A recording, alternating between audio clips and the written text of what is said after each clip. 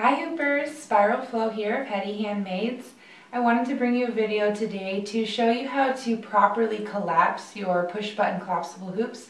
I've had a few people message me on the proper way of doing that, and it's kind of hard to explain with words, so I'm going to show you today in person.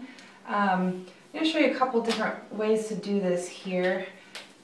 Initially, I'm going to show you how to collapse two hoops together, because this is the easiest thing to do if you've got more than one. So you want to take the connector end of hoop number 1, and let's see here, open end of hoop number 2, connecting those together, and then you should be able to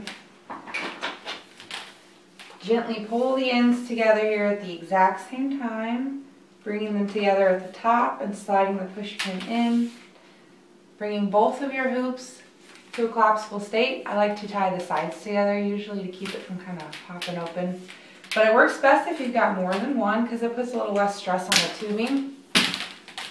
If you do not have that situation and you're just trying to collapse a single hoop, I'm going to show you how to do that with my 33-inch here. This is 5/8 polypro, so it's a little easier to bring down than something that's like 3/4 polypro. Not impossible though.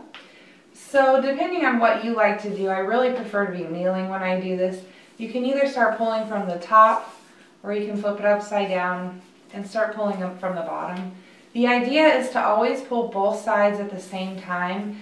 I'm not sure, but I've seen people like try and do one and then pull the other side down. You never want to do that because it really can break your tubing. So you're pulling both ends at the same time. I usually kind of tuck it underneath my chin, keep it still. Pulling it up. When you get back to the top, you got to be a little strong here. You got to slide that connector back in. My button popped back through the hole, and now my hoop is fully collapsed. If you've got the extra piece of tubing, which most Heady Handmaids buyers will have, you'll want to slide this onto the end first. And it's the exact same concept as before. We're grabbing both ends, gently pulling down, and bringing both of the ends back together,